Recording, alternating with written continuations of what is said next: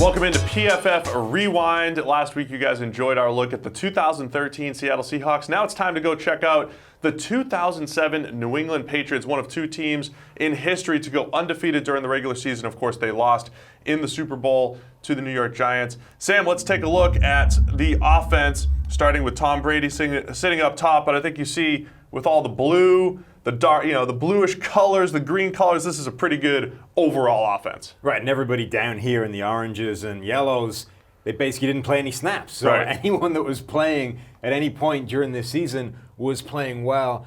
And this is why this team broke the NFL record for most points scored in a season. Before this, it was that 1998 Minnesota Vikings team. This team broke that record, and the one constant between those two teams, Randy Moss. One of the best wide receivers ever to play the game, dominant as a rookie for the Vikings, absolutely spectacular this season for the Patriots. 23 touchdowns was exactly the number that exceeded Tom Brady's previous touchdown total best as a passer.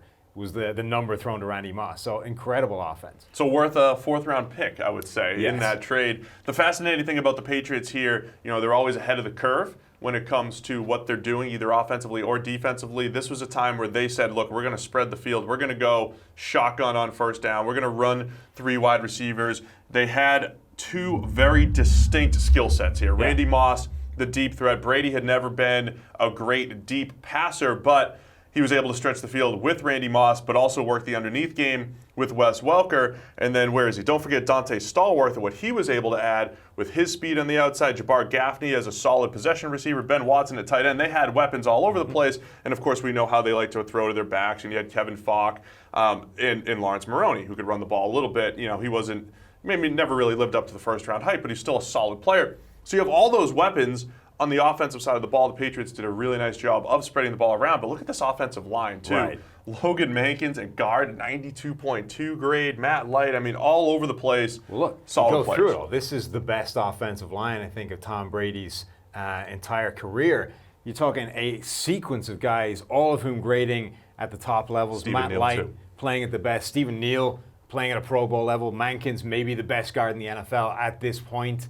That was the best unit, I think, that's ever been protecting Tom Brady, and it was part of the reason you were able to have such incredible production. You can go deep to Randy Moss when the offensive line is going to buy you 3 seconds in pass protection, and you can dominate on the ground with, relative unknowns at running back or relatively, lack of star power in the backfield when that offensive line is so powerful. So such a great offense, well-rounded. They could truly beat you in any way, running the ball or, of course, throwing the ball down the field or throwing the ball short. Let's check out the defensive side of the ball, because this was back when the Patriots were running more of that true 3-4 old school defense. And I know we've got some sample size issues here. Randy Moss and Santonio Thomas sitting up top, but let's find those big names. It really started in the trenches for the Patriots. Vince Wilfork was that true old school 350-pound nose tackle, and Ty Warren, one of the most underrated players in the NFL during his entire time there. Your classic 3-4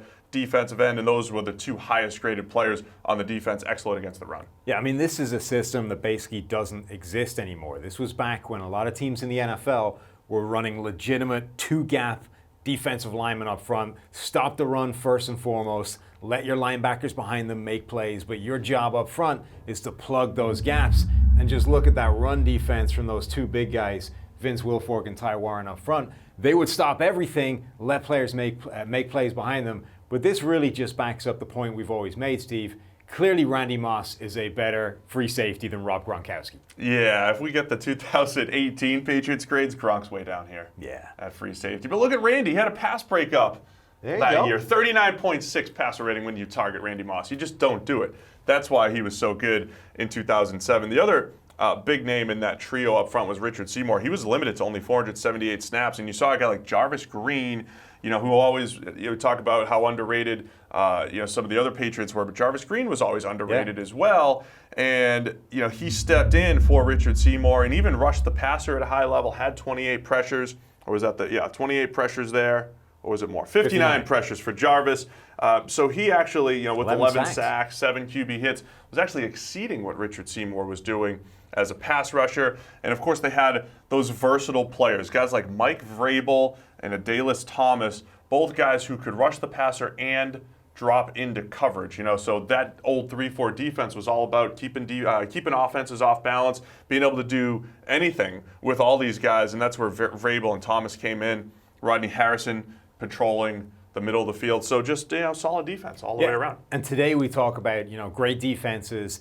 The key to really good pass rush is not just how good your best player is, but it's how many guys can get after the quarterback, how many guys can bring pressure. If you just look at the number of players that have 20 or more pressures, 1, 2, 3, 4, 5, 6, 7, 8, 9. 9 guys, 20 or more pressures, one of whom is Rodney Harrison, one of whom is Junior Seau in limited snaps. These guys had guys, linebackers, defensive backs. They were bringing heat from all over the place. And then those defensive linemen up front, they may have been run stuffers first and foremost, but a guy like Ty Warren is still getting 50-plus total pressures. That's a big number for an interior lineman, even today, let alone a guy who was a run stuffer primarily. That's what I gave Leonard Williams of the New York Jets, kind of gave him the Ty Warren comp coming out. And I think that we're seeing similar style players. So there you have it. The 2007 Patriots, outstanding on offense, really good on defense, of course, came up one game short. You guys can see the full breakdown over in your Premium Stats 2.0 as all part of the PFF Elite package.